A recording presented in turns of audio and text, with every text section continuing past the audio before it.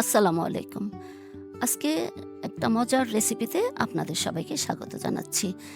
পাকা আমের কেক তৈরি করব। তো সেজন্য একটা বড় বাটি নিয়েছি। এখানে মেজারমেন্ট কাপের হাফ কাপ দিয়ে দিলাম আটা। আটার পরিবর্তে কিন্তু ময়দা দেওয়া যায়। ময়দা দিলে বেশি ভালো হয়। তবে আমি আটা দিয়েই করছি। এখানে দিয়ে দিচ্ছি হাফ কাপ সুজি। সেম কাপ দিয়েই মেপে দিয়েছি। এই হাফ কাপ দিয়ে দিলাম গুঁড়া দুধ। মেজারমেন্ট কাপের হাফ কাপ দিয়ে আমি মেপে নিয়েছি। আর হচ্ছে দিয়ে দিচ্ছি সামান্য একটু লবণ। এখন এই শুকনো উপকরণটা খুব ভালো করে মিশিয়ে নিব। তো এই আমের কেক কিন্তু সবাই বানাতে পারেন বানানো। তো আমি যেভাবে বানাই সেভাবেই আপনাদের সঙ্গে শেয়ার করছি। দিয়ে দিলাম ১ কাপ ফ্রেশ আমের পিউরি, একদম আঁশবিহীন। আর হচ্ছে একটা ডিম দিয়ে দিলাম। দিয়ে দিচ্ছি হাফ কাপেরও কম আ বাটার। এখানে কিন্তু বাটারের পরিবর্তে তেলও দেওয়া যায়। তো আমি বাটার দিয়ে করছি। এটা দিয়ে দিলাম হচ্ছে বেকিং সোডা সামান্য একটু। এখন খুব ভালো করে এটা ফেটিয়ে নিব। এখন দিয়ে দিব হাফ কাপ চিনি। এগুলো সব হাফ কাপ করে আছে। তো হাফ কাপ চিনি দিয়ে আবারও এভাবে খুব ভালো করে মিশিয়ে নিব। এই সেম কাজটা কিন্তু ব্লেন্ডারেও ব্লেন্ড করে নেওয়া যায়। তবে আমি এভাবেই করছি।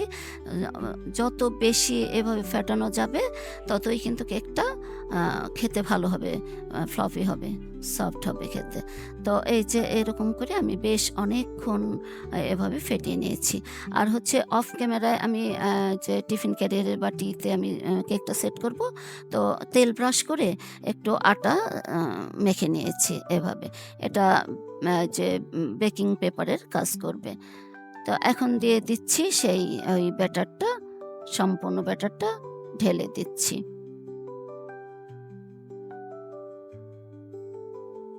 এইভাবে কেক একদিন আপনারা বাসায় তৈরি করে দেখবেন। খেতে কিন্তু অনেক ভালো হয়।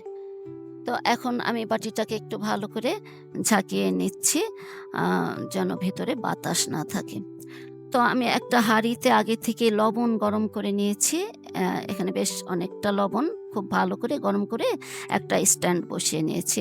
তার উপরে কেকের বাটিটা বসিয়ে দিলাম। এই লবণের পরিবর্তে কিন্তু বালু দিয়েও করা যায়। তো আমি লবণ দিয়েই করছি। এখন ওই বাটির ঢাকনাটা দিয়ে ঢেকে দিলাম। এখন দিয়ে দিব হচ্ছে এই হাঁড়ির ঢাকনা দিয়ে ঢেকে দিব। এভাবে কেক তৈরি করলে অল্প সময়ে হয়ে যায়। তো আমি অফ ক্যামেরায় আ উম ঢাকনাটা তুলে নিয়েছিলাম। ওই যে দেখি এই বাটির ঢাকনার মধ্যে কেকটা লেগে গেছে যে এরকমভাবে। তো দেখতে খারাপ লাগছিল। আমি পরে কিশমিশ দিয়ে এভাবে সাজিয়ে নিয়েছি। তো এখন ঠান্ডা হলে আমি কেকটা আ বাটি থেকে তুলে নিব। তো ঠান্ডা হয়ে গিয়েছে। এখন আমি যে ছুরি দিয়ে সাইডটা এরকম ছাড়িয়ে নিচ্ছি। এখন বাটি থেকে তুলে নেব।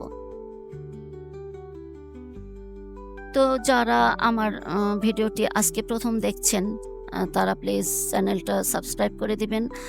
আর হচ্ছে লাইক করে দিবেন, বেশি, বেশি শেয়ার করে দিবেন।